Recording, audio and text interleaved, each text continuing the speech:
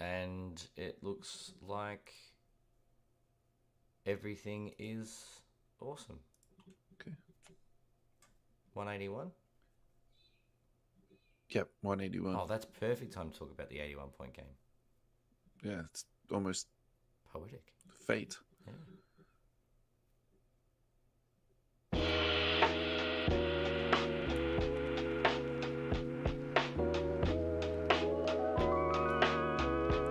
Welcome everybody to episode 181 of the You Can't Comp This NBA Trading Card Podcast. We are your hosts, Adam, Amy, and Russell Gibson. Coming to everyone a little bit early on the live this week. We've gone even further forward because it's Australia Day weekend. It's Saturday. We're reorganizing our social life, aren't we? We're testing. We're testing engagement. See if we can hide from the listeners. Are we? I don't know. No, it's there's a lot going on, and I suppose with the public holiday this weekend, so we thought we'd get things done nice and quick. But there's lots going on in the NBA. A lot. The All-Star voting's in. Let's just get straight into it, Ad. What do you say? Yeah, well, we can get into it, but there's a couple of players that won't be getting into it straight away. They've been snubbed. Is that a good way to? That's a clickbait headline if I've ever heard one. Don't worry, we'll clip that and turn it into a clickbaity reel. Alrighty. So what you're specifically referring to is LaMelo Ball getting 1.9 million votes. That's a lot of votes. That's from the fans, but when it came from the media and also the players, they then decided that Jalen Brunson should be the starter instead of him. So nice. That's what you're specifically referring those to. 1.9 million votes. Yeah. Yep. Yeah. How many votes did Brunson get? 1.2. Quite a significant number less. Yeah. So basically, the fans get 50% vote, the media get 25%, and the players get 25%. Yeah. Is it the players or the coaches? The players. It says players, but I thought that the coaches used to, but I also heard stories about the head coaches would never have time or couldn't be bothered doing it, so they would just throw the ticket to like the intern or the lowest ranked assistant coach. So it was never, from the coaches anyway. So I think they were kind of like, this is silly. Let's just give it to the players who might have a bit of fun with it. Yeah, exactly. Sure. Look, I don't mind that the media and the players get a say, but at the same time, we then have to be prepared for that type of scenario where you've got someone who's, leading the pack. I think that's pretty fair to say that in terms of the guard voting for the East. Yeah. And there was even a lot in the there. West, he would be second in guards. And this is no shade against Brunson, but surely, like with Cat as the already starting, shouldn't the players and the media be like, hey, let's balance this out and, I don't know, throw Cade into the mix. If they're going to give their magic million votes that is going to throw it over the line, like make it fair. Make it a little bit more fair rather than giving all the love to New York. Yeah, I think if there was some type of narrative there, it would be, I would have preferred to see 2 Cavaliers in the starting lineup than 2 Knicks. And I think for that to happen, in my mind, it's Evan Mobley, but 480,000 votes total, which puts him in 6th place in the front court for the East. That's never going to happen. But I don't know. I think that's really tough to overcome. They just have put a magic 2 million votes in then, don't they? The media, they just swing it their way. I'm not overly impressed by the fact that the players get... LaMelo Ball's a legitimate player. He's putting up legitimate numbers. It's not a... People want to see this guy, and then the players and the media have said, no, we don't agree. It's a bit unfair. Give the people what they want.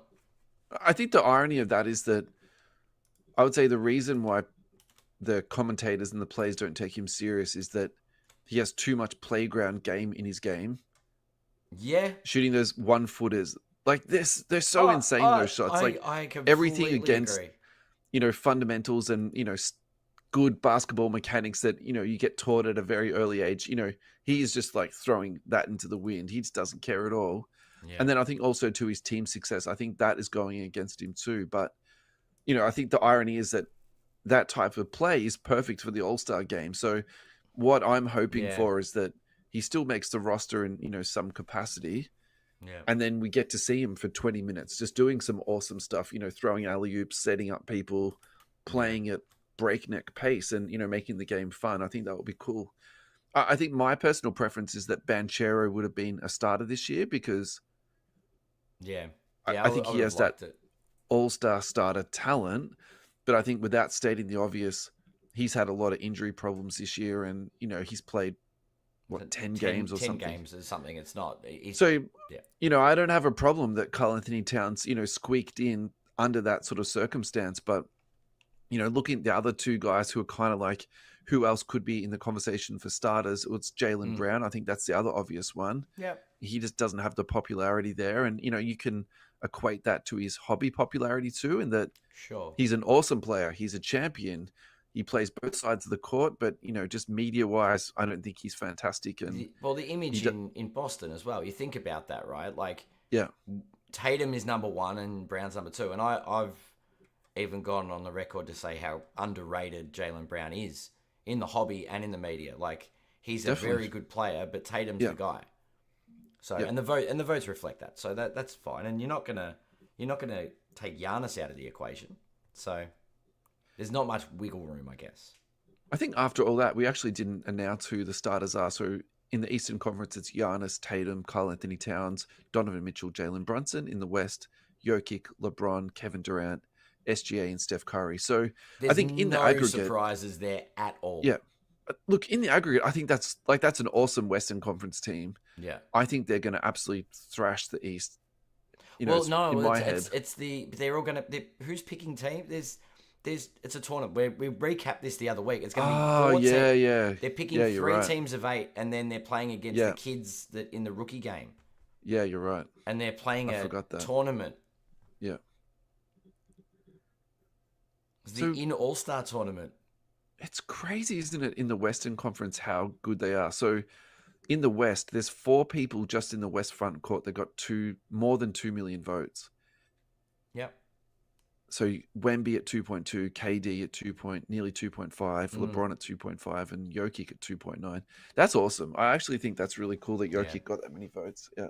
Yeah. It All shows right. that he's really on the radar. Like the guy's averaging a triple double. He's on track for his 4th MVP. Yeah. He's a freak of nature. It's great. What else did you want to talk about this before we move on? Do we want to look at LaMelo? Let's go on to LaMelo, like his actual pricing in the hobby. Yeah. Because I think the media have snubbed this guy, and like looking at the trends, he's on the rise. People want to see this guy, and people in the hobby are starting to see that too, by the look of it. Yes, I think hobby-wise, LaMelo's a bit of a tricky one for me because my gut feeling with this guy was that he was really hyped coming out of that draft class. And, if somebody saved the 2020 draft class, it was LaMelo Ball because there was no one really in that product that people were, really going crazy about. And then for me, it was a bit of it came out of nowhere. Everyone was like chasing this guy and going pretty hard on it. And probably my personality type is, well, that scares me away a little bit in terms of that pump and dump that you can sort of get into. So I've got the card ladder visuals up at the moment, and what I've noticed is there's a pop count of 412 on the silver, which is not insane, is it? When we talk about other cards, yeah. But that he came, it was like 2021. Do you know what I mean? When the data started to come out, Now because of that COVID period, we're in that everybody losing their mind, but the grading companies were shut. So 400 on the pop count makes a bit of sense. Yeah. People had stopped grading because PSA and like BGS and that had stopped accepting submissions. The price point though, he started off at 6.5K. Like I actually think there'll be data before that, but it just hasn't been collected by Card Ladder. So you are 100% right in what you're saying, but I wonder if there was a few more points before that. But that's fine. Nevertheless, 2022, he was trading in and around that $2,500 to $3,000 mark, right? Right. This is for the silver PSA 10. So the peak was 6.5. Yep. Yeah. And and then 2022, it started to, I suppose, mellow out a little bit. I wanted to use the word mellow. So anyway. I like what you did there. Then we got to 2023 and it was over my head though, like the movie Megapolis. Have you seen that? No. Oh God. So at the end of 2023, he then actually Christmas 2023, December 24th, end of 22. Sorry, Yeah. he entered the 23 year with at $1,000. Yeah. So he'd really cooled off, Yeah. and then he sort of sat at that $1,000 to 500, and he kept dropping. Over the last couple of years, though, yeah, he's plateaued down to about the $200 mark. But in the last 6 months, starting at $300, he's now sitting at 350. All right. So I'm just going to jump in real quick. So all time, he's down 94%. So depending on when you bought this guy is how badly you've been burnt and how badly you feel about this card. So I think there's going to be a lot of people out there with hurt feelings. I think we should just really quickly touch on that. The second thing is it really does depend on when you jumped into this guy. So for example, where I'm going with this, if you bought him at $200, Yeah, that could be one of the best purchases that has been made, in a really long time. So yeah, there was, sales here in the last 2 years at $275, $265, $300. Then if you're zooming into the last 12 months, this is to me like where it gets a little bit more interesting. So up 8% for the last 12 months. The yeah. last 6 months, he's up 15%.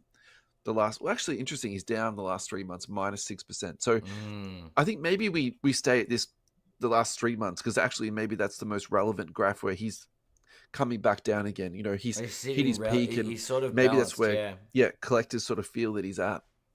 So currently at 345. Look, I think my thing with this guy is that I probably think he's a really good buy at that sort of high twos to low threes mark, and anything above that is more you're sort of treading into risky water slash pumped up hype sort of thing. But I think he's the type of guy that can spike because he has had those huge prices before. He does have all that social popularity. His brother's the famous rapper now, which I think we should probably play that track on this week's radio show, actually, man. So shout out to centralcoastradio.com for having us on. Nice. I like that. Yep. I like that. Actually, looking into the population of this card, he was graded quite a bit. Yep. His gem rate is only 12.2%. It's just insane, isn't it? Like how bad that product was for a couple of years. That Prism run was pretty awful. So maybe there is some value in there. That low pop count isn't just from quantity graded. People have had a crack at grading it. Yeah, it's just a bad, because there's 1,800, almost 1,800 nines. Yeah, like it doesn't gem at the 10 very very easily. So you can pick up a 9 for $60, and that actually makes sense, doesn't it, with the pop count? Yeah. So maybe the 350 for the PSA 10's not bad value. I do agree with the low market team because he plays in Charlotte, right? And they're pattern for success at the moment. But I think Melo's personality is the break the mold. He's got that X factor. I think that, Lonzo Mourning, Larry Johnson team, I don't think Charlotte's a small market per se. Like that in my head, like they're not the Spurs or OKC. Indiana. Yeah. Yeah. I think there's enough juice there to squeeze out of that in terms of his market. That doesn't stress me out at all. Okay. So, all right, let's just sort of step back for a second. Right now, where he's sitting at, is this a buy, hold, or a sell for you? Because I think that's the most important part out of all of this. It's definitely a hold. It's not a sell. Yeah. Yeah, okay. I don't know. Like, and we've spoken about this. It's all personal preference with regards to, for this amount of money, are there people that you would rather purchase and invest in? Because I think LaMelo is buyable, and I think he has got a good ceiling. Yeah, he's liquid too, right? Yeah, you can liquid. flip him when you need to. I think that's. Yeah. But for me, I'm on the Cade train at the moment. So yeah. Look, that's a similar I actually price think point. That's what was going through my head. It's like, so you can get a Fox for 150 at the moment. You can get a Cade for about the same price. Yeah. Realistically, you can get a Jaylen Brown for cheaper. Yeah. Yeah. And probably that's where I settle a little bit in terms of, where are we going with this kid? But at the same time, if he is volatile, maybe actually this is one to keep an eye out for, because if it does drop back down to that sort of mid to high twos, actually that's a very good purchase. Yeah, for sure. And, long term, the population is pretty low on this. Yes, it will definitely go up, but at the same time, you pointed out the gem rate on these cards. It stinks. So It stinks. So getting a yeah. 10 is actually, yeah, like it might be actually a sneaky good investment. Let's go. Let's just do one really quick one, Yep. and then we'll go to a break. So I'm just going to skip down the sheet a little bit. Yeah, grab something little off there, and we'll. All right, I just want to give a little bit of love to 1 and 1. So this year's 1 and 1 have come out. 1 and 1, not Juan, not True that. our criminal friend Juan. Well, he's not a friend. On the run in Melbourne, Juan. Yeah. Different Juan. ONE. I probably need another coffee before I come on this early in the morning, right? All right, so there's a lot of cards in this product that is chaseable. And just for the record, I'm a big fan of 1 and 1. Downtowns in particular for me are just, an important card in the hobby, and that's where you get them out of this product. Yeah. So this year, in my mind, they've really taken a big risk with the design on these cards. And the Downtowns the aesthetics, in particular? Yeah, and also to I feel like they've tried to make them a bit more fun, and they've taken a bit more risk with them. So, and I love it. I know that there's some people out there that won't like it. They don't appreciate that, all that type of stuff, and I think that's fine. But on the back of those cards, they actually explain to you, the narrative of them and sort of give you like a bit of a rundown. So it's kind of a fun one too, in terms of if you enjoy cards for their story, and maybe you could even call it the art of it. So for example, let's just look at the Nikola Jokic one. I've got the It's got the Jokic mountains in the chart. background. Yeah.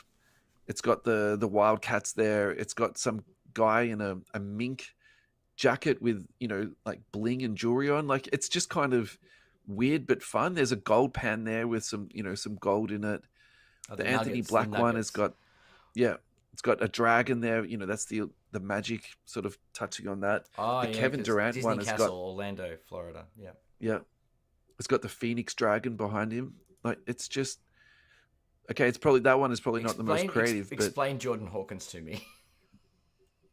So the Jordan Hawkins one, I think that is a paying homage to the New Orleans area. So you go there and the shrimp there is like, it literally is like Forrest Gump, how they have 1,000 different types of shrimp you can go there and eat. That's a po' boy. I'm pretty sure that's what that is. And then the dish at the bottom is gumbo. So our American friends, if I'm getting this wrong, please correct me, but I'm pretty sure that's what that is. The one underneath the donuts is, we would call that a scone, but over there they call that a biscuit. Yeah. And the white stuff on the top, I'm pretty sure is actually, that's like their own gravy. Okay. We have a more traditional sort of like brown gravy, but they have like a sort of you can get a white like gravy more of over a there. Mayo type gravy. Yeah. I don't know. And that's obviously coffee there. And from my perspective, the coffee in America is maybe average at best, but so they do like sort of a pour or a filtered coffee over there. Yeah, and most of it if you is go the to a same, restaurant or cafe, they just come around and keep topping you up. So with it's like filtered coffee rather than actually bottomless coffee over there, So look, again, that's like having instant coffee everywhere you go. Awesome. Anyway. Yeah. Don't get me started. Oh, it's a bit better than instant. Saturday morning. I don't want to discuss how bad the coffee is in America. It's better than instant, but not as good as espresso. It's somewhere in between there. But it's more about the customer service. The customer service in New Orleans is unstoppable. Really, really well. Good save there. There's a comment on the Jokic one from our friend Joe Fu. So let me get this right. There's a lion wearing a fur coat made from its own fur or another lion's fur. I'm a little confused by this.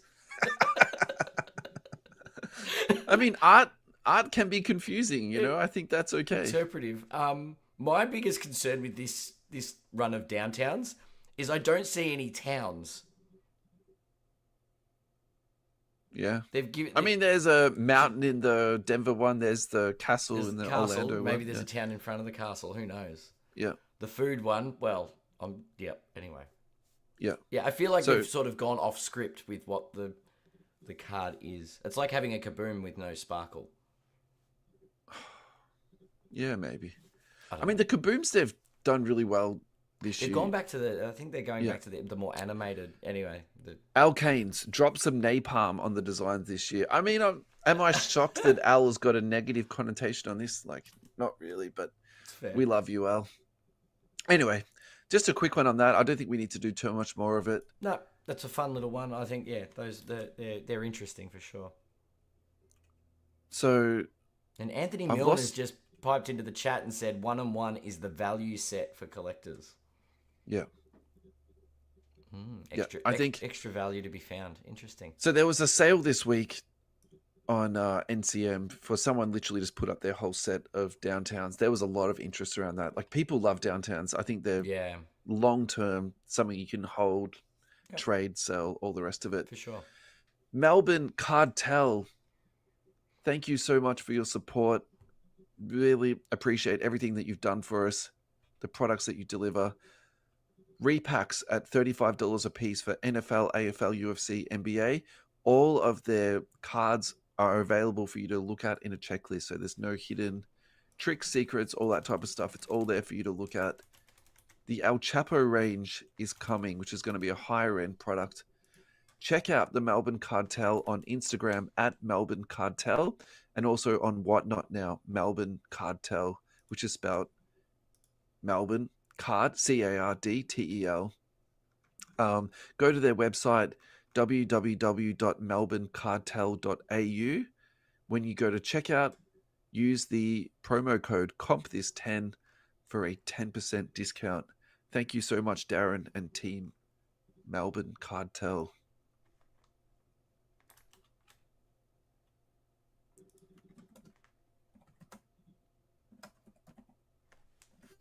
Adam, we're back. We are back. How are you? I'm great.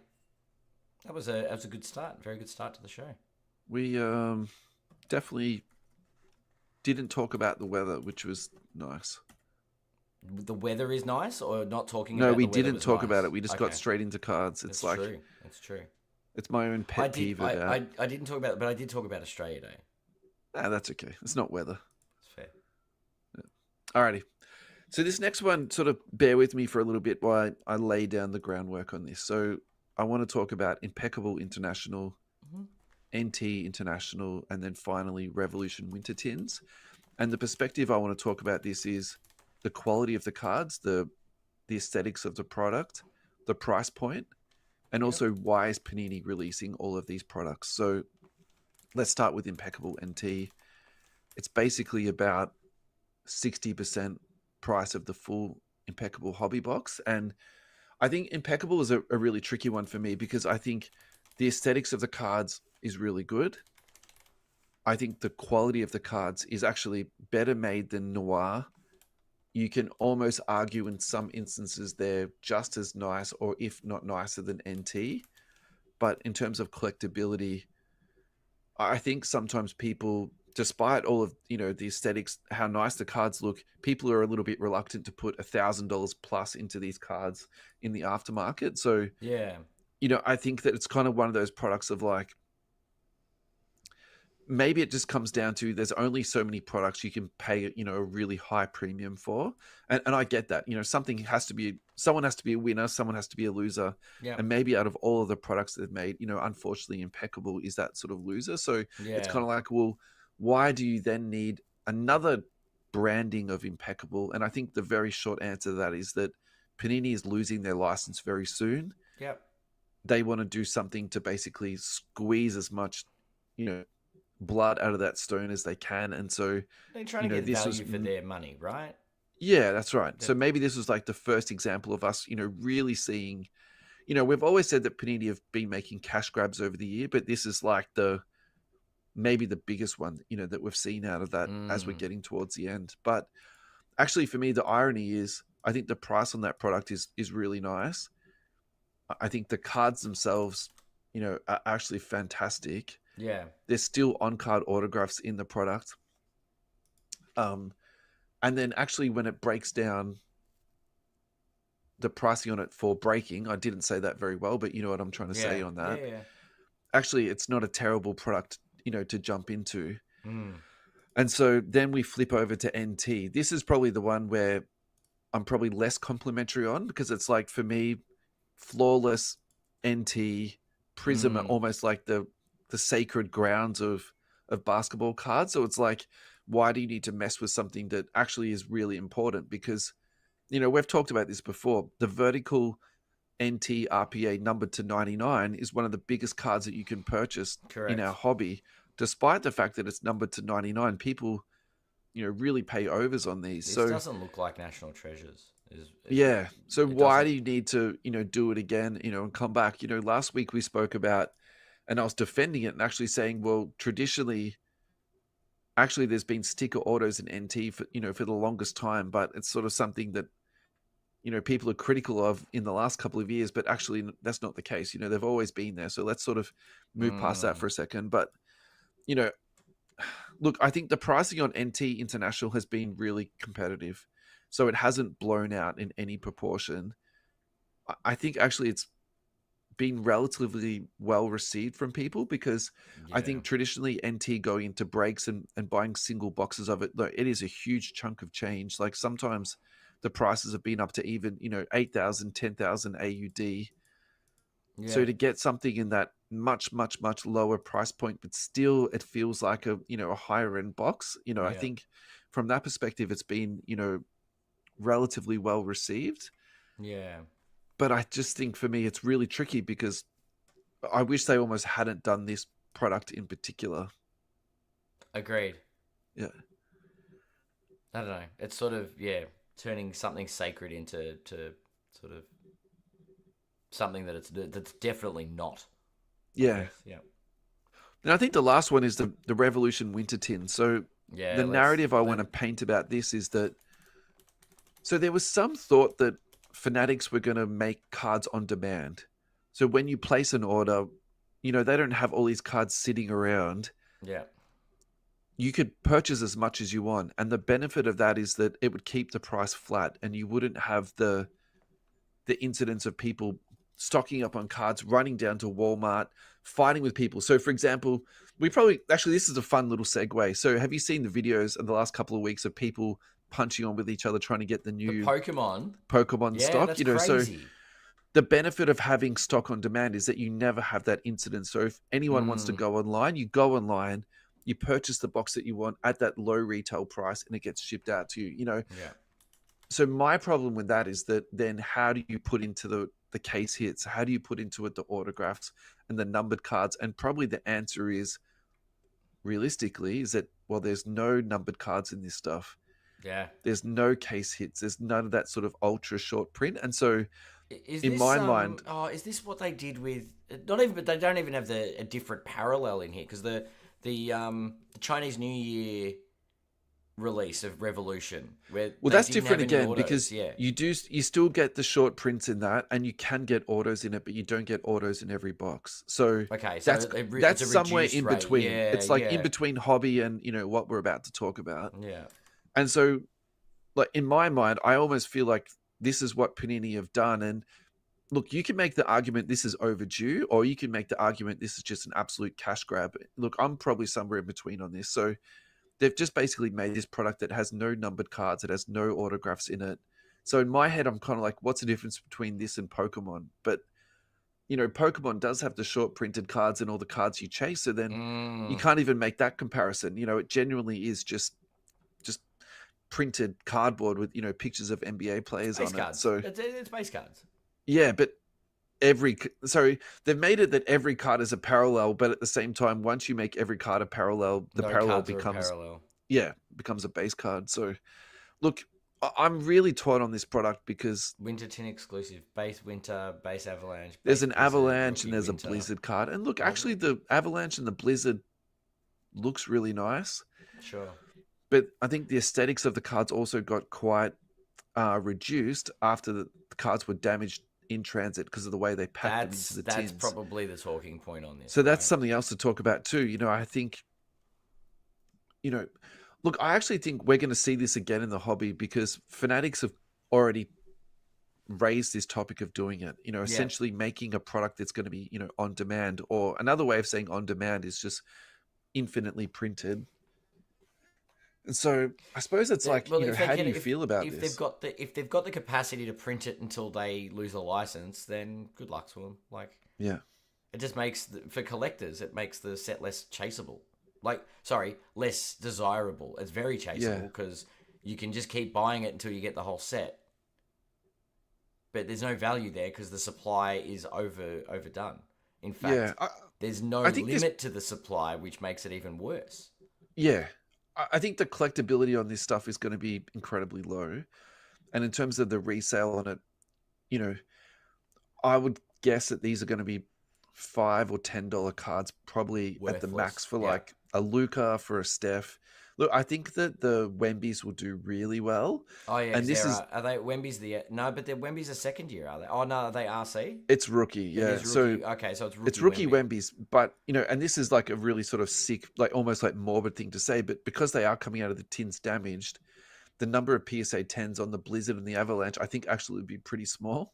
So you've We got this it's the same thing. tiny room for Yeah, getting a bit of same thing as value. like Lamelo, PSA 10s on his silvers, right? It's the same thing. Like it was a terrible, print year. Well, Yeah, okay, the print run. these were Yeah. printed well, but they were packaged horribly, so Ready for my conspiracy theory, given the hit me. unlimited supply and the Yeah, losing of the license? yeah, You're talking about cash grabs. yeah. With 3 months before they aren't allowed to print anymore, they'll release the full set as a box set. Yeah, they do Because they that could print the full already. set. So you could buy all the tins you want, and then all of a sudden they go, oh, but if you want all the Blizzards, here's a box, a special $1,000 box. Buy it. It's got all of it, the whole set. Yeah, so those products are available already. They did that for Flux last year. They've done it for Donruss Optic for a very long Will time. they do this for this Revo set, do you reckon? Probably not Revo. I don't think there's a massive demand for Revo. So that's actually my sort of like my talking point on this is like, why didn't they do it with Prism? Because for me, the one that actually I think would sell. Would you flood the market with Prism? And that would hurt so much. Like, I mean, it's supply already been demand wise. flooded, but at least it's the one that people like.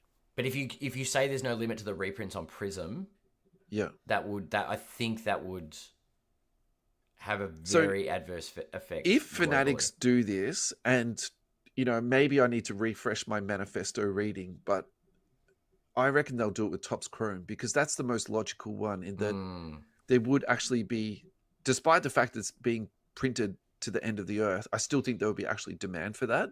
I think actually if Panini made a mistake in all of this, obviously the packaging needed to be done better. Like that's, I don't even need to say that, but I actually think it's the product that they chose. Yeah. Like, why Revo? Why not Prism? Why not Optic? I think Maybe that it's a would test.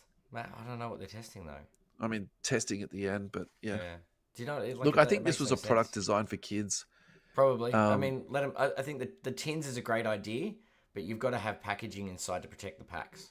Yeah, that's right. They mucked that up, definitely. Yeah, like I know different collector tins in the gaming world have foam inserts or plastic inserts that yeah, that's right. hold the packs it sort of in sits place. in a cradle. Yeah, so they're actually protected and don't get damaged in transit. Yeah. I don't know. The name Avalanche is pretty funny, given that they're just dumping all their stock before. An avalanche of products. Literally, it's an avalanche of product before the end, and they lose their license. So, what else are we going to see before they tap out? I think there's going to be more of this stuff. I actually don't think that this is the end of it. All right, so I'm not even going to put the conspiracy hat on for it, but Put your tinfoil hat on. You know I love a good conspiracy. But they're going to release these unique products before they lose the license. Can you imagine how fondly new people to the hobby will be for Panini? So when they want the license back, everyone's going to go, bring back Panini. Remember when they did this? Look, so Topps Cosmic is out. I don't know if you're trying to trigger me on purpose, but it doesn't look good. And this is my whole thing, and I'm going to die on this mountain most likely. I actually think when Panini is gone, people are going to be like, we want Panini back. I am 100%. There'll always be people like it's in that camp. Do you know what I mean? Like we grew up with Topps, Topps, Upper Deck, Upper Deck and Hoops was like there were the big one different. for me, there was competition. Yeah. Do you know what I mean? Yeah. And look, going full circle, even back to last week's chat about regulation, The fact that if they're going to reprint product, that goes to the lack of transparency, right? You don't know what the print runs of these things are, and if now they're going, oh, they might be infinite. Well, I mean, for this winter tint, you don't need to know. There's nothing in it that's chaseable. There's nothing in it to chase. Yeah, there's no limit. There's no numbered cards, so it doesn't matter. They can print as much as they want. Yeah, literally. It's terrifying. All right, let's go to our next. Does they underprint it and then it becomes valuable?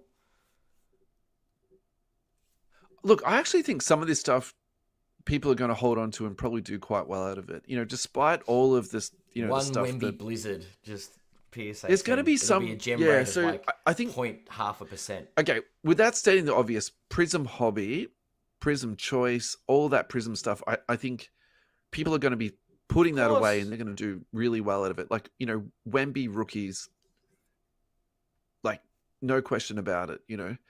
I think the question is kind of like after that, you know, what else is going to be, you know, worth holding? Is it going to be Court Kings for the case hits out of that? Is it going to be... Yeah.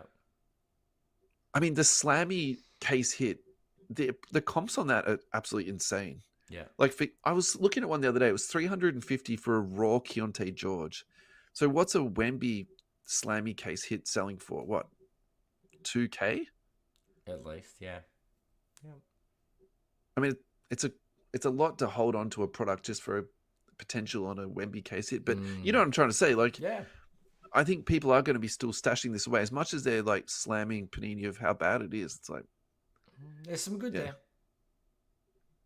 Anyway, all right, let's go to a break before we delve too deeply into something that we can't circle back from.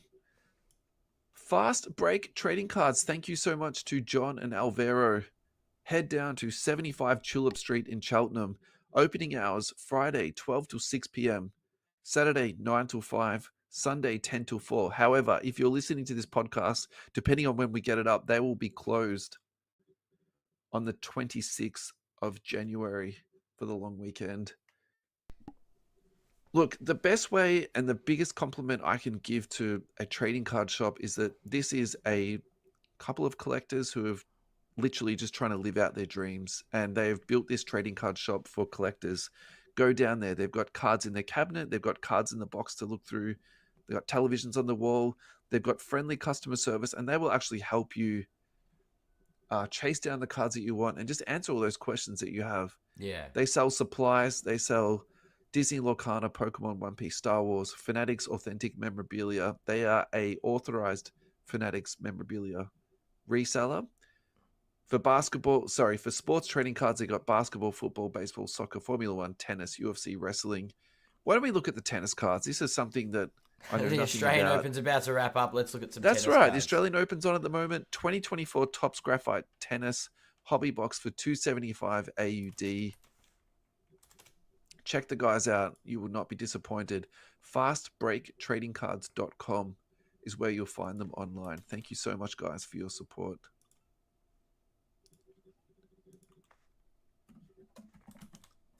Alrighty, Ad, we're back. This is part 3. I'm actually really enjoying today's show. I actually just felt like a casual sort of basketball cards conversation, and I feel like we've done that so far today. It's been pretty chilled. It's good. It's good. Alrighty. Now, last week we did some listener interaction, and we spoke about Evan Mobley very briefly. We did. My feeling was that we should talk about this young man on a deeper level because he's probably not getting enough hobby love. So let's do it. Probably not. Yeah, you're right. All right. In one sentence, how would you summarize Evan Mobley?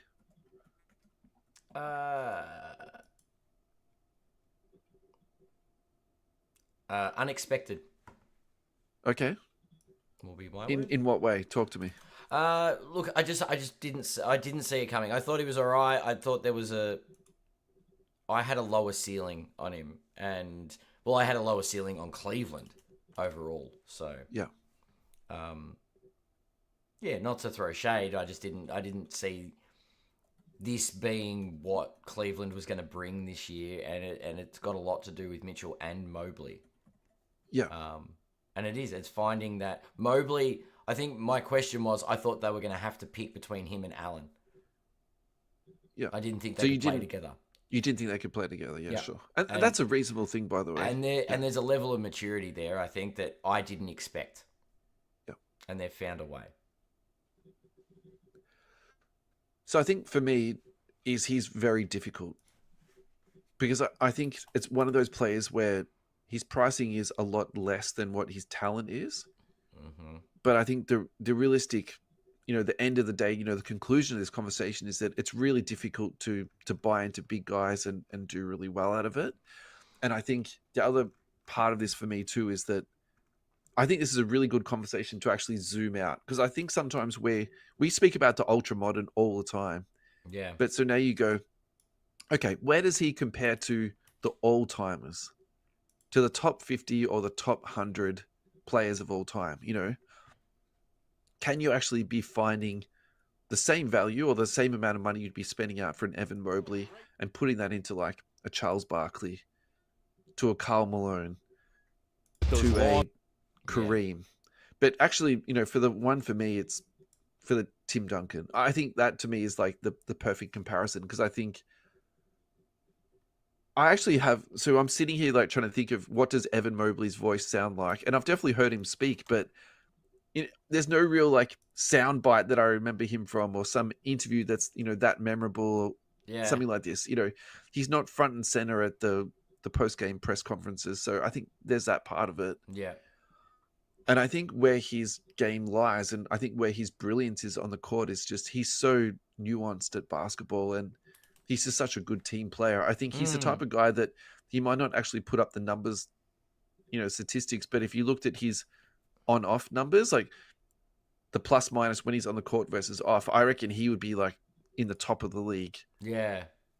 Because he's just really good minus. Defensively. He's a great team player impact, offensively. I think it's a defensive impact. I think it's his defensive. Yeah, sure. But that's what makes him such a well-rounded player. It's amazing how the defensive prowess is what sort of drives the offensive. Yeah. I just think it's really, look, how much I love D, but I just think also too, it's how much the other people in the hobby value a good defensive player, and that then becomes collectible. I think that's also really part of this conversation too. So look, this probably says a lot about his collectability. He's not on Card Ladder. He's not in the Card Ladder profile. I actually think he deserves to be there. So Card Ladder, please fix that.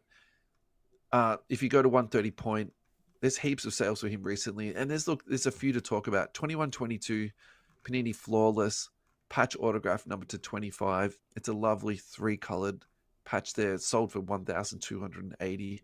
Yeah. Look, I think that's a PC purchase, and I think that's fine. But I also say too, that's not a home run for it to hold value for the next 20 years. Evan Mobley, Donruss Optic, Fast Break Red, number to 85. That sold for 51. So probably where I'm going here is I think a lot of this stuff is maybe going a little bit over to what I was expecting. Yeah. 2021 Recon, Evan Mobley rookie signature, number to 35, PSA 10. That sold for 199. Look, I don't mind that, just for the fact that I think Recon is a pretty tough grade. So to get PSA 10 plus the low numbering on that, that's actually not a bad purchase, which is ironic considering I was just like throwing shade at the Flawless.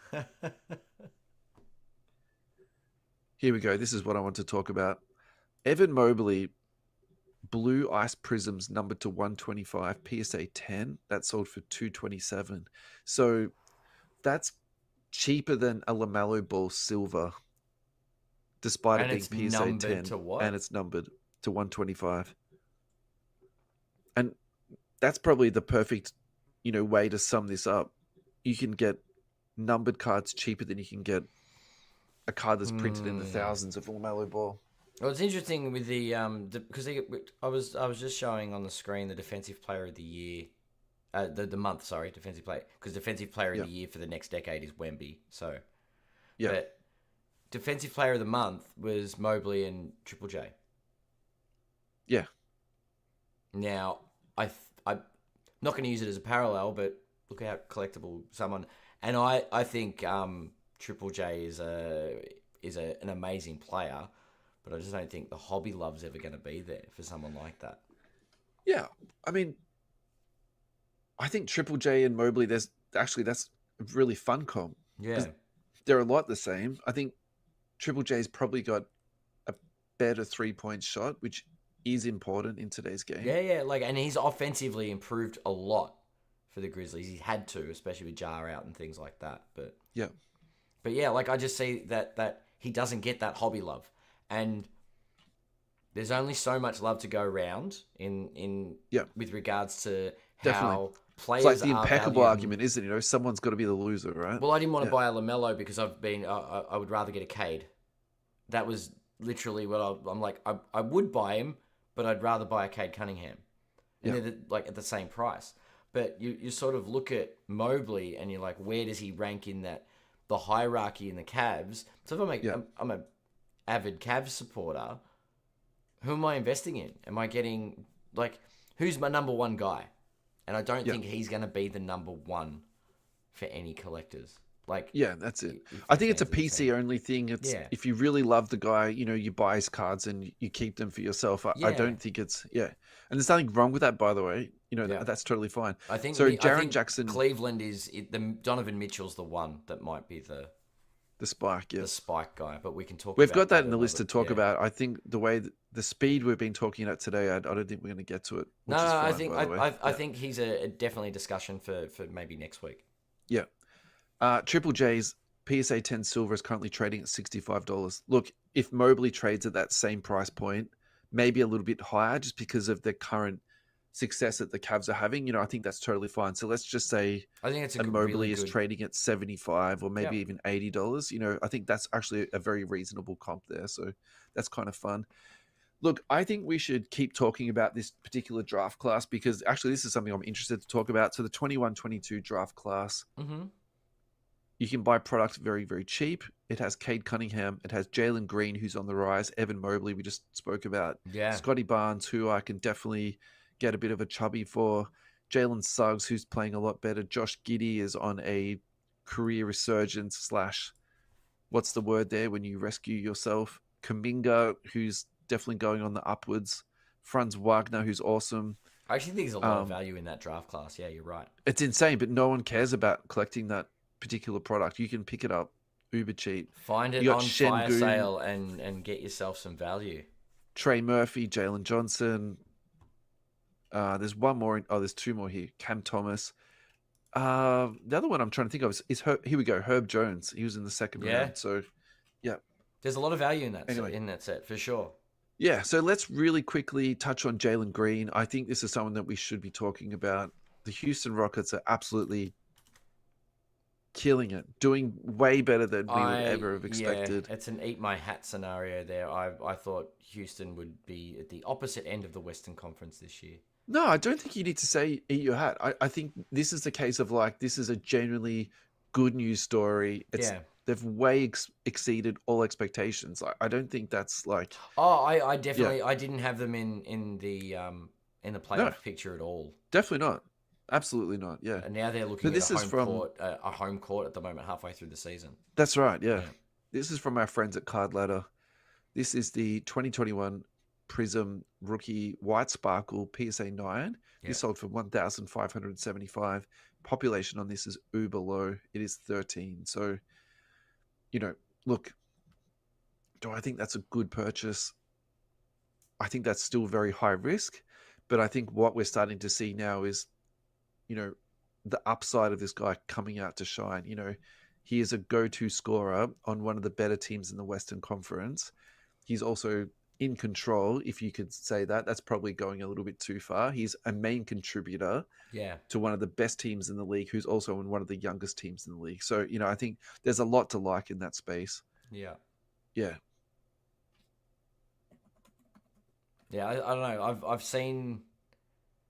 I've talked about this before. The years rookie year, you see a little bit of a player. Second and third year is sort of that they grow, they find their place in the league, and then Yeah. years three, 4 that's your opportunity to explode. That's the Yeah. time to take that step. Yeah. And I feel like that particular draft class that we're talking about, we've got Mobley, we've got Cade, we've got Jalen Green, all of these players this year is taking that step. You know Huge what I mean? Like steps. Yeah. it's Except Scotty Barnes. Scotty Barnes, you've let me down. Scotty Barnes. Well, I feel like Scotty took half a step previously, and then hasn't done a lot since. Maybe it's the situation he's in, but it's Yeah. that breakout year, Yeah. and maybe there is value to find hobby wise in picking the players that are a bit slow to bloom and break out. Oh yeah, definitely. And that's absolutely a strategy on prospecting, isn't it? But I think the really interesting thing for me is just the price point of that product from that Mm. year. It's just so much cheaper Yep. than everything else that's out there. So it's a really interesting sort of paradigm for me. I think it's a small hole in the hobby at the moment. So on the PSA 10 of the White Sparkle, the population of that is just 7. Yeah. There's no sales data on this in the last 3 months, but the last sale was 3,500. I think Whoa. that's an interesting little one. Yeah. The silver PSA 10, the population on that is 670, so that's 50% more than Yep. the LaMelo Ball that we're talking about. So actually, that's for me is a little bit, that's a surprise. That last traded at 190. So Wow. for me, that's in that price point of, that's still in a pretty reasonable price point. The population on it isn't too high. Do I think that this could spike and double up to 400, 500, 600? I absolutely do. So Yeah. if you feel like you want to take a bit of a risk on something, and I'm going to say the word gamble, I think that's actually a fun little gamble there, because we're really seeing a lot of upside out of this Houston Rockets team. Yeah. Yeah. It's Let's go to a break, Ad. yeah. I feel like our times today are just all over the place, but when we come back, I still want to keep talking about this draft class. Let's do some Detroit Pistons love. I think we should do some Cade, and then actually let's go through the Pistons roster a little bit and just talk some Pistons. So Yeah, they've done well this year, and I actually think they're going to play playoffs. So yeah, for sure, let's yeah. do that. US Sports Cards Australia, thank you so much to Ross and Michael for your ongoing support. Check out ussportscardsaustralia.com.au. When you get there, click the 3 little noodles at the top left-hand side. Check out My Cards Australia, which is a card consignment service. You can submit your cards there. Ross will take them off your hands, sell them, give you back the money, take care of all the postage out to the customers. Ross will do that for you. You can also purchase singles there. Ross has got them OCD categorized there for you. Collectible protection. Ross has got heaps of protection for you, all of your hobby needs. You can also purchase sealed wax from there, sports memorabilia, toys, water pistols for your summer needs. Thank you so much to Team US Sports Cards Australia for your ongoing support. Adam, are you ready for our final run? I am ready, very ready. All right. I might let you lead this one off. I feel like your love and praise for Cade might be higher than mine. So I'll let Which you is lead interesting this one. because you were a little Cade obsessed about a year ago, and I think it rubbed off on me. Oh, okay. So I've So literally just like you've influenced my Inception yeah, planted the seed into and your then head. you went Okay. cold on Cade, and I'm like, no, this is the year. I think would for a period of time, I was like, look, this is going to be like a 12 to 24 month, prospecting thing. What I was wrong about was how quickly the timeline came forward. I in hindsight, and I did agree, I thought the right time to buy Cade was when everyone went cold on him about a year ago. Yeah. And it was like he was injured, there were question marks. I'm like, but this guy's ceiling seems higher from what we'd seen. Yeah. So I tried to pick up a couple of Cades. I got a red, white, and cool. blue, which I was happy to get because I thought it was Yeah. a nice little colour match. Yeah. But everyone had gone off on it, and I'm like, well, he hasn't had his breakout year yet. Yeah. And then I took it a step further. I've been analysing teams that have sort of risen over the last few years with regards to the blueprint that the Thunder have sort of got. The way that teams like that have stuck with it, young, they've got Orlando following in their footsteps, and now Houston sort of, their young ones coming in, sort of rising. And you go, okay, maybe there are some teams here that are sticking with it and building a core. And I'm like, Detroit have been picking and choosing a lot. Like they couldn't settle on a guard, but then they finally got Cade, and they look like they've stuck with him.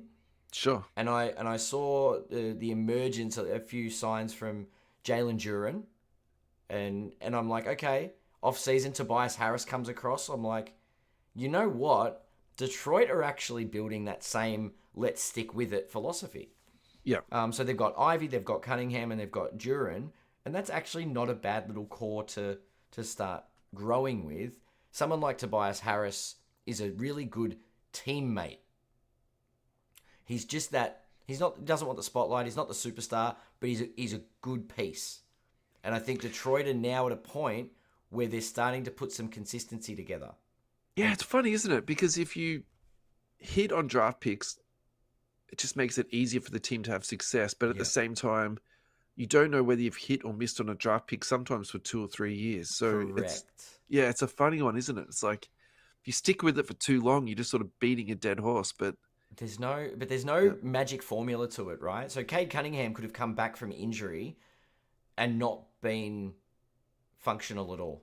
Do you know what I mean? Like he could have come back half the player he was, not able to run, injuries, end of career, right? Yeah. He's come back and he's putting up triple doubles. He's pushing very hard for All-Star selection, and I think I hope he makes the All-Star team. I think it'll be a travesty if he's not selected as an All-Star this year. Yeah, because they've got the winning record too, so it's like there's not a lot of reasons to at least have him in as an injury replacement, right? I think that's the correct. Yeah. It's all right, and so I think Cade's sort of earned his dues, and the Pistons are headed in the right direction, which is not something I've been able to say for a while. And I know we've got a few listeners that do have love for Detroit, so hopefully they're feeling a bit better about their team. Yeah. Be Paris Silver PSA 10 Cade rookie. Population on this is 320. Yes. So that's lower ball than number. LaMelo, he's at 400. Lower than Jalen Green, that's actually quite interesting to me because they're same draft class, but he's been graded less. Last sale on this was $399 USD. There was a sale very recently for $450. So let's just say that he's sitting at $425. Yeah. Somewhere between $400 and $450. Yeah. And his gem rate is actually up closer to 20%, but it's still not brilliant. God, it's so bad. It shows about the quality of Panini's production, but I don't know. The last month he's up 50%. So where I'm at with this guy is like 400 to 450 is. After that, I'm like, something really needs to happen for it to go higher. For it to go to 600, 700, you need All-Star starter, you need All-NBA, you need MVP. So for me, I'm very happy about this. Like, don't get me wrong. I think it's really good that this guy's, there's some hobby love back into this guy. But at the same time, I'm also a little bit in the caution sort of like, frame of mind too. So where are you at with this guy? You buy, hold, selling him at this point? I feel like I missed the boat on buying. I think he's in his price point now. I think that $400 to $500 mark is for someone that plays at his level. So he's still a buy. Like I don't think he's you're going to lose lots on him recently. But if things don't keep rising the way they are for Detroit, that could go the other way very quickly. That said, I mean, Detroit being a successful team could result in a lot of hobby love. There's a lot of Pistons fans out there. Yeah, I think the market is something to consider when you talk about Cade, but I think the bigger thing that's probably pushing him up is that he was a number 1 overall pick. I think people remember that more than him being drafted to Detroit. So I think that is, in my head, do you know what I mean? Like, that's more the narrative there. Yeah. But I think the team's got to succeed in order for him to be in the spotlight. Sure. Is where I'm going with that. Like, I was concerned and I thought, Detroit are going to suck for a very long time. This could be bad. Yeah. And I have to admit, I was in that same mind space too. I think that's the surprise out of all this. All right. So why don't we talk about the rest of the roster now? Because I think that's worth talking about. Cade Cunningham, 23 years of age. Jalen Duran, 21 years of age. So still like growth in that space there. Yeah. Jaden Ivey is 22. And I think that when he was coming out of the draft, there was some Ja Morant comparisons. I think that we can let go of that, and maybe he's more like an Austin Reeves. That would be his high point there. and that's respect. I'm not saying that Yeah, in a no, diss no. way. Austin Reeves is Beef Stew, look, I don't think there's heaps of upside on that guy. He's 23 years of age. Azure Thompson, though, is the really interesting one because we've seen the other Thompson twin in Houston just literally explode.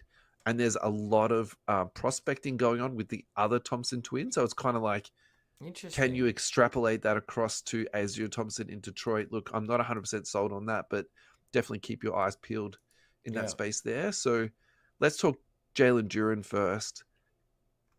He's definitely not on card ladder. No, he's not. I'm just going straight to 130 point here. 22 23 select premier level light blue disco numbered to 99 PSA 10.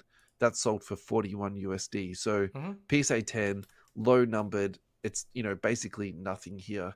Yeah. Look, I think we've already touched on this with Evan Mobley. I think there's a ceiling there, and it's not a very high one.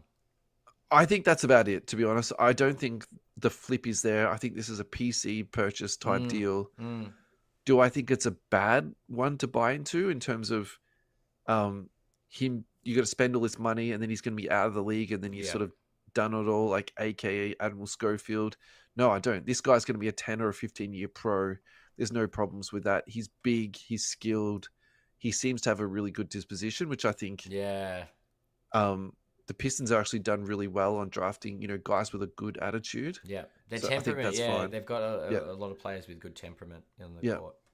Jaden Ivey is probably the one I'm more interested to talk to you about with. Yeah. And the reason for that is I think in terms of pure upside, I think you could make an argument if the hobby analogy is Cade Cunningham is Zion Williamson and this guy is actually Ja Morant, you know, he's got the most upside in terms of, moving forward, going up into the future. I'm not too sure if I laid that analogy out that well, but No, that makes sense. when Ja first came out in the rookie class, it was much more expensive to buy a Zion than a Ja. That's where okay. Look, Yeah, let's just drop it. Yeah. that's a good point. Yeah. Alrighty. 2022 Prism Fastbake Jaden Ivey PSA 10. That sold for 97 USD. So look, yes, you're starting to get up in pricing Mm, now, but that is a PSA 10. That is a rookie card, and it's also an autograph. I don't mind that at all. This is a fun one to talk about.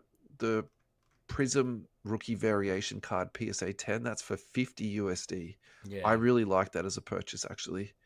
Very. Yeah. It's a very yeah, savvy purchase. Revolution rookie autograph Hmm. raw sold for 27 USD. Yeah, so I think in terms of upside, Yeah. when I look at these numbers, I see a lot more upside there and far higher than say Jalen Duran. Yes. I like that. Yeah, yeah. But this is the thing. That's the guards versus bigs, right? Definitely. Do you like? It takes a lot to get hobby love for a big man. Yeah. And Look you'll at definitely see a lot more highlights for Jaden Ivey than Jalen Duran. I think that's the yeah, other thing too. yeah. If these guys do have a deep playoff run, you will definitely see Jaden Ivey highlights of him throwing down on Oh people, hell yeah. getting steals, out into the open court, all that sort of, very Instagrammable, type content. So Shooting guard and is probably shooting guards are a very spotlight focused position. yeah, I think he can. So I think actually what's interesting for me too is I can kind of see them playing a little bit of interchange where Mm. Jaden can bring the ball down and set up Cade and, vice So versa. he's more of a combo guard than a Yeah, and yeah. kind of what I feel like Atlanta have done really well this year of pairing Dyson Daniels with Trey Young. Like those two facilitate for each other, really Quite well. well, yeah. Yeah, I kind of like that pairing in Yep. Detroit too. Look, I think Cade is going to have the ball in his hands a lot more, but there'll be instances on that. Let's wrap this up. Let's recap. What's your closing thoughts on these last three players that it's been talking about? Yeah. I think Jalen Duran's going to be fun to watch. I don't know Yeah, about collecting. I think Jaden Ivey is definitely one to watch. He's a bit younger than Cade, so might have a breakout next year. yeah, So maybe there is some value there in Jaden Ivey. But Cade, it's good to see Cade in the spotlight finally in a really positive way. Injury free, playing good yeah, basketball, and I'm yeah, looking forward to seeing him on All Star Weekend. yeah. Cool. I'm going to take this recap a little bit differently. I'm going to say don't be scared to buy 21-22 product. Just because it's cheap, it doesn't mean it's bad. I would actually say the opposite. I think this is a hole in the market. I think we've just recapped a whole bunch of really good prospects coming out of this product, and you can pick it up for half the price of other Prism products at the moment. To me, it's an absolute no-brainer to purchase 21-22 Prism products. So I actually, I have no financial yeah. interest in that statement. It's just something like, personally myself, I'd rather rip 21-22 than a lot of other product at the moment. So maybe that's a if you do get the itch and wanna crack some product, yeah, there's some value to be found in that 20. head down to 21, Fast Break trading cards and pick up some 21-22. Ask them what they've got. Yeah. Alrighty, I am gonna suggest we finish off today's show with a listener question or a listener comment. So this came up on our mailbag post from Instagram. This is from Lou Ho PC. I don't know if it's been discussed before, but as we know that the top players currently are all mostly not American, is it kind of showing a trend that maybe one day in about 10 to 15 years, the most sought after card would be an international player? Adam, where are you at with this? Nikola Jokic, Giannis Antetokounmpo, Yeah, Luka Doncic. Like, it's already happened. Like the best players in the world are not. SGA's Canadian. Like they're not Americans. yeah. The international factor is already taking over our fine game. I'll follow that up by saying there's no way on earth that you're going to take the throne away from Michael Jordan as the number one collected basketballer. Sure, of all time. Correct. Yeah. Michael Jordan. So do you know what I mean? Like, you're never taking that title. LeBron had the biggest crack at it. Yeah, I kind of read that question. So you read that question as in like all time. Yeah, because if you're talking about current day, it's already taking effect. Yeah, I've read that as like today, who would be the most collectible? Would it be an international player? Sure, yeah. So I suppose you can answer that two ways. You could say if you're talking all time, it's very difficult to knock Jordan, LeBron, and Kobe off. I think that's a huge ask to do. Like, that's three big Americans. But if you're talking about and Wemby's French, so yeah, sure, Wemby's got a chance at being the most collectible. So you actually kind of stole my answer, because my answer was going to be SGA. Nice. I actually think in the next couple of years, that's the one to me is like really one to watch. So currently trading at, let's call it $800 USD. Yeah. Population 680 on this. You know, there's a lot of chatter at the moment that he is going to be the best player in basketball, if not now, in the next 1 or 2 years. The Thunder of, we talked about this, super young. Yeah, exciting. Really highly rated, ranked in the Western Conference. Can they win the championship in the next 2 to 3 years? It's not crazy to say that. So what I'm going to say now is this is my like crazy sort of thing to go out on the end of the podcast with. I think this is going to be $1,000 card very soon. I actually think this will go to $1,100, maybe even $1,200. That's like how much I think we've dropped the ball on this ad. Really? So if we go back the last 2 years, this is, this is crazy. I'll keep him at Tatum status at $800. This was trading for like $400, $375. For sure. Like, I think it was definitely undervalued, but I don't think we missed it. Yeah. Yeah. I think I undervalued it at one point. Luho PC, thank you so much for your excellent question. That was a really fun one, awesome. And it was also very interpretable too. So that was kind of cool. Thank you for a lovely show, Adam. It was good. It was a lovely way to spend a Saturday morning. Absolutely. But thank you everyone for listening. I think we'll be back to Sunday nights for those that are watching on YouTube. We've got a few people in the live chat by the look of it. As long as we keep the content coming out, that's the more important thing. Thank you to all of our Central Coast Radio listeners